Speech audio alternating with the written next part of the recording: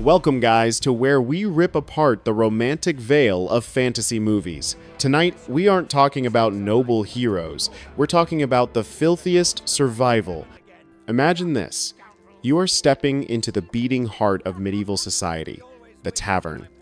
The first thing that assaults you isn't music or laughter. It's the smell. A complex bouquet of unwashed humanity, sour spilled ale, acrid hearth smoke, and the odor of decomposition from the floor. But that's just the start. There are no rules here. Con artists, murderers, mercenaries, and sex workers mingle in the gloom. The floor is laid with rotting rushes, where dead vermin and bodily fluids soak into the packed earth. You could lose your life over a wrong look. You could be poisoned by the pottage soup. The real question is, why did people accept survival in this hell? Because outside, it was worse. And they needed this place, where ale was the only thing that could save them amidst a world saturated with waste. Dim the lights, lock the door, and let flow of history uncover the $5 filthiest secrets of the tavern, where survival was a life or death game. We must start with the visceral experience as you push open that heavy wooden door.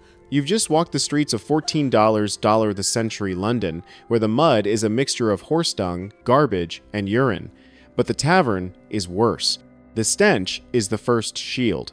It's the concentrated smell of dozens of people who considered bathing a seasonal activity. The odor of cheap spices trying to mask the smell of meat that has gone bad. Newcomers often find themselves coughing and wheezing because the air is thick with smoke from poorly ventilated fires. The floor is a biological wasteland. The tavern floor was typically packed earth, covered with a layer of rushes, long grasses. Regulars would tell you these rushes were meant for absorption, but absorption of what? Food scraps, spilled ale, vomit, and blood. Because changing the rushes was expensive, they often remained in place for months, turning into a rich, putrid biological layer. You are walking on a mix of decomposing organic matter, crushed vermin, and human waste soaking into the earth below. The truth is, there was no concept of hygiene. Everything was sticky, moldy, and waiting to infect you. Why did medieval people drink ale instead of water? This was not a luxury. It was an absolute necessity. The water was deadly. The River Thames or city wells were heavily contaminated by human waste, animal carcasses, and industrial runoff. Drinking untreated water meant risking dysentery, cholera, or mysterious plagues. Ale was salvation. The brewing process required boiling the water, which killed most harmful bacteria. Thus, from infants to the elderly, everyone drank low-alcohol ale to stay alive and hydrated. But the food was a lottery. The primary dish was pottage, a thick, hearty stew. The tavern keeper cooked it in a massive cauldron. This was often the perpetual stew. New ingredients were added daily to replace what had been served. The ingredients were waste. The meat used for pottage was often discarded, material tough, sinewy cuts, or worse, meat from animals that died of disease which no one would buy at the market. While the long cooking process killed bacteria, the cauldron was almost never properly scrubbed. This created a crust of bacteria and residual grease, making the pottage a risky gamble every time you took a spoonful. The tavern was a convergence point for all social classes, but there was no equality. This mix created a dangerous brew. Wealthy merchants were prime targets. Mercenaries brought arbitrary violence. Corrupt clergy sought refuge. Gambling was the financial lifeblood of the tavern. Fortunes were won and lost overnight. Dice were the most common tool, but the games were riddled with fraud. Loaded dice and shaved dice were common, and professional gamblers were masters at manipulating the outcome undetected. But fraud wasn't the biggest risk. Violence was the official language. The tavern was the one place where the rules of honor were publicly tested. If you were insulted, for example, called a liar, or had ale thrown in your face and did not respond instantly, you didn't just lose face, you lost credibility permanently. You were branded a coward and became an easy target for robbery and bullying.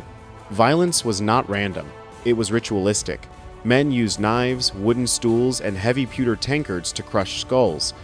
Group brawls erupted in seconds, and survival depended on which side you chose to join. Despite the official royal, church, and guild laws, the tavern existed in a chaotic legal gray area. Prostitution. The religious compromise. Prostitution was not just tolerated, it was integral to the business model.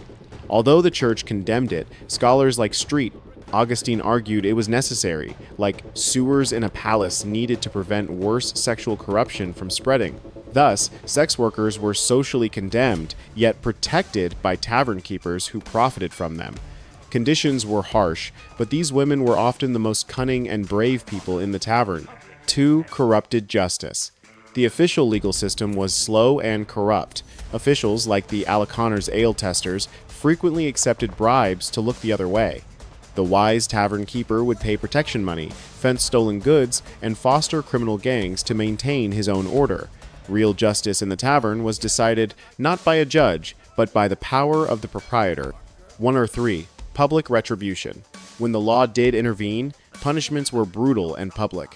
For example, a tavern keeper caught watering down wine would be locked in the pillory, and the tainted wine would be poured over his head. Women who brewed bad ale would face the trebuchet, a dunking stool. These punishments served as deterrents, but were simultaneously public entertainment. The filthy truth about the medieval tavern is that it was the best and the worst of that world. It was the one place where social barriers were broken, where a peasant could gamble with a merchant, and where social outcasts found community. But it was also a vicious cycle. Survival via ale dollar. Right arrow dollar risking everything for money. Dollar, right arrow dollar. Danger of death by violence or disease. The greatest irony. These taverns reflected the full complexity of the human condition. They were places where people came to be themselves, without noble pretense. And in doing so, they created a dirty, yet profoundly authentic historical legacy. After knowing this truth of survival, would you still want to visit that romanticized Hollywood tavern? These taverns were not just dens of iniquity or centers of community, they were deeply human institutions. They prove that amidst the chaos and disease of the Middle Ages, the will to survive was the strongest force of all. What would you do to survive one night in this place? Let me know your thoughts on the honor culture and the danger of that pottage in the comments below. And if you want to uncover more hidden corners and classified dossiers of history, be sure to subscribe and share the Flow of History channel so you don't miss the next story.